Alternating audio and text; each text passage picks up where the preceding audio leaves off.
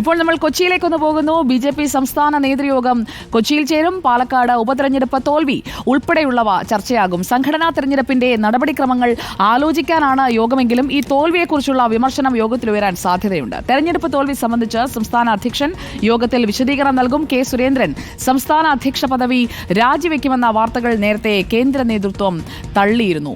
തോൽവിയുടെ ഉത്തരവാദിത്തം തനിക്കുണ്ടെന്നും കേന്ദ്ര നേതൃത്വം ആവശ്യപ്പെട്ടാൽ രാജിക്ക് തയ്യാറാണെന്നുമാണ് കെ സുരേന്ദ്രൻ വിശദീകരിച്ചത്. വിവരങ്ങളുമായി കൊച്ചിയിൽ നിന്ന് നമ്മുടെ മധ്യ കേരളത്തിന്റെ തലൈവി ലേബി സജീന്ദ്രൻ എത്തുകയാണ്. Good morning Lebi Sajeendran.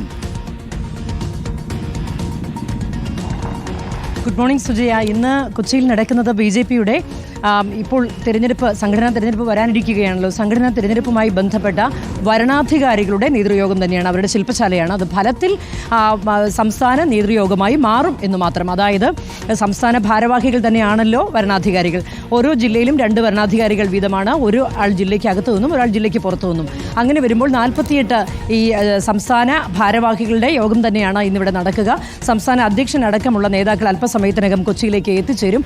ഇന്നത്തെ ഈ ശില്പശാല എന്ന് പറയുമ്പോൾ പോലും ഇന്നത്തെ പ്രത്യേക സാഹചര്യത്തിൽ നിലവിലെ അവസ്ഥയിൽ സ്വാഭാവികമായും പാലക്കാട്ടെ തോൽവി ഉൾപ്പെടെയുള്ളതിൻ്റെ ഒരു വിശദീകരണം അല്ലെങ്കിൽ അതിൻ്റെ ഒരു അപഗ്രഥനം സ്വാഭാവികമായും ഇന്നത്തെ യോഗത്തിലുണ്ടാകും. അത് സംബന്ധിച്ച് കെ സുരേന്ദ്രൻ തീർച്ചയായും ഒരു വിശദീകരണം തന്നെ നൽകുകയും ഉണ്ടാകും. മാത്രമല്ല ഇന്നലെ പാലക്കാട്ട് ബി.ജെ.പി. നേതൃത്വത്തിനിടയിലുള്ള പൊട്ടിത്തെറികളൊക്കെ നമ്മൾ കണ്ടതാണ്. പ്രമീള ശശിധരൻ അവിടുത്തെ നഗരസഭാ അധ്യക്ഷയും സംസ്ഥാന സമിതി അംഗവുമായ പ്രമീള ശശിധരൻ ഇന്നലെ സ്ഥാനാർത്ഥിക്കെതിരെ രംഗത്ത് വന്നിരുന്നു. അതുപോലെ തന്നെ ദേശീയ സമിതി അംഗം ശിവരാമൻ, അദ്ദേഹം ശിവരാമൻ സ്ഥാനാർത്ഥിയുടെ സി കൃഷ്ണകുമാറിൻ്റെ സ്വത്ത് അന്വേഷിക്കണം, അത്ര രൂക്ഷമായ വിമർശനമൊക്കെ കടന്നു വന്നൊരു ദിവസമാണ് കടന്നു പോയിരിക്കുന്നത്. അതുകൊണ്ട് തന്നെ അതിനുള്ള മറുപടി വ്യക്തമായി ഇന്നലെ കെ സുരേന്ദ്രൻ കോഴിക്കോട് വാർത്താ സമ്മേളനം നടത്തി പറഞ്ഞിരുന്നു.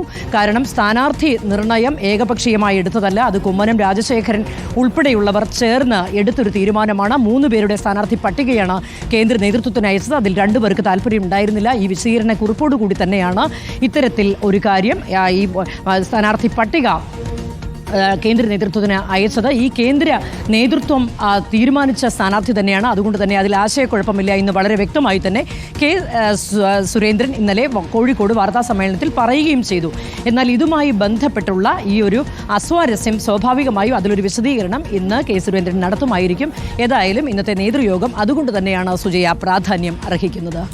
അതോടൊപ്പം ഞാൻ ലേബിയിലേക്ക് ഈ ചോദ്യത്തിലേക്ക് വരുന്നതിന് മുൻപ് പ്രിയപ്പെട്ട പ്രേക്ഷകരോട് ഒരു കാര്യം പറയണമെന്ന് വിചാരിച്ചിരുന്നു. കഴിഞ്ഞ ദിവസം അതായത് ലേബി സജീന്ദ്രന്റെ വിവാഹ വാർഷികമായിരുന്നു. 23ാം വിവാഹ വാർഷികം ആഘോഷിച്ചിട്ട് നിൽക്കുകയാണ്. എങ്ങനെ ആഘോഷമൊക്കെ ഉഷാറായിരുന്നോ ലേബി? രാവിലെ മുതൽ സുജയ എന്നെ കണ്ടുകൊണ്ടിരിക്കുകയാണല്ലോ ഓഫീസിൽ. അപ്പോൾ ആഘോഷമൊക്കെ നിങ്ങളുടെ കൂടെ തന്നെ ഓഫീസിൽ അങ്ങ് പോയി. പിന്നെ വിവാഹ വാർഷികമൊന്നും നമ്മളങ്ങനെ ഓർക്കാറില്ലല്ലോ. പിന്നെ സാന്ദർഭികവശാൽ അതെന്താ അങ്ങനെ ഒരു ടോക്ക്? സജീന്ദ്രേട്ടനെ കുറിച്ച് അങ്ങനെയൊന്നും പറയാൻ പാടില്ല.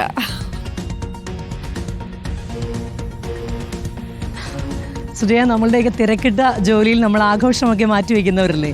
അപ്പോൾ അതൊക്കെ എല്ലാ ആഘോഷങ്ങളും നമ്മളെല്ലാവരും ഒരുമിച്ച് ഓഫീസിൽ നടത്തുകയില്ലേ പതിവ്. അതുകൊണ്ട് എല്ലാ സന്തോഷങ്ങളും എല്ലാ ദുഃഖങ്ങളും എല്ലാം നമ്മൾ ഓഫീസിൽ പങ്കിടുന്നവരാണല്ലോ. അതുകൊണ്ട് തന്നെ ഏത് വിശേഷ ദിവസവും ഓഫീസിൽ തന്നെയാണ്.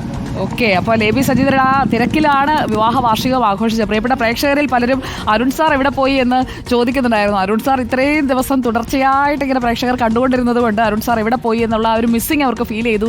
ലേബി സജീന്ദ്രൻ കണ്ടോ, വിവാഹ വാർഷികമായിട്ടും ആ ജോലി സ്ഥലത്ത് ജോലിയിൽ സജീവമായി നിൽക്കുകയാണ്.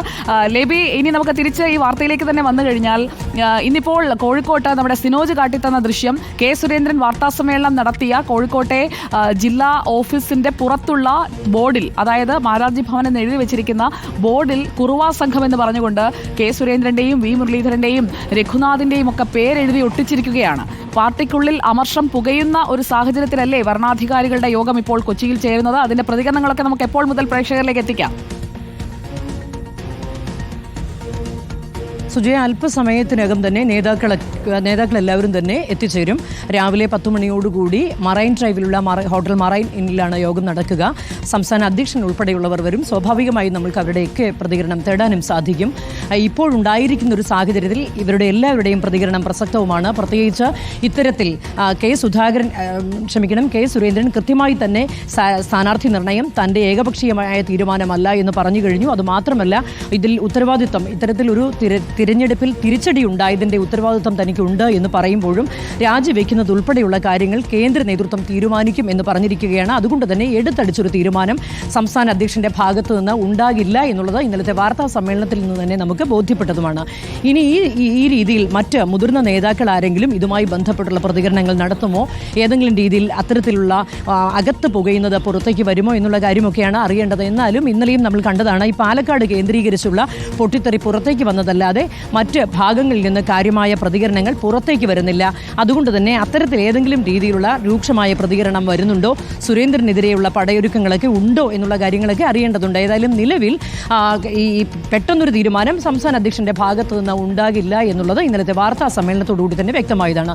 ഇന്ന് വന്നാലും ഇത്തരത്തിൽ ഈ വരണാധികാരികളുടെ യോഗം എന്ന് പറയുമ്പോൾ ബൂത്ത് തലം മുതലുള്ള മേൽത്തട്ടിലേക്കുള്ള സംഘടനാ തെരഞ്ഞെടുപ്പ് നടക്കാനിരിക്കുകയാണ്. അത് സംസ്ഥാന അധ്യക്ഷൻ വരെ എത്തിയേക്കാം തുടർന്ന് അങ്ങോട്ട് പോകുമ്പോൾ.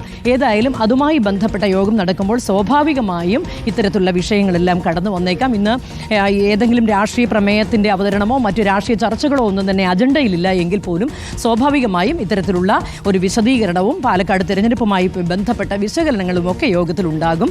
അതുമായി ബന്ധപ്പെട്ട ഏതെങ്കിലും രീതിയിലുള്ള ഒരു പ്രതികരണങ്ങൾ, എതിർ പ്രതികരണങ്ങളൊക്കെ ഉണ്ടെങ്കിലും അത് നമുക്ക് ഇന്ന് കൊച്ചിയിൽ അറിയാൻ സാധിക്കും. അല്പസമയത്തിനകം നേതാക്കളൊക്കെ തന്നെ ഇങ്ങോട്ട് കൊച്ചിയിലേക്ക് എത്തിച്ചേരും, യോഗസ്ഥലത്തേക്കും എത്തിച്ചേരും. Sujaya. Okay, thank you ലേബി Sajeendran. ഇന്നത്തെ ദിവസം ഉഷാറാകട്ടെ. അപ്പോൾ ലേബി ആൻഡ് ടീം പൂർണ്ണമായും റെഡിയായി നിൽക്കുകയാണ്. പ്രതികരണങ്ങളൊക്കെ ചൂടോടെ നമ്മുടെ പ്രേക്ഷകരിലേക്ക് എത്തിക്കുകയും ചെയ്യും.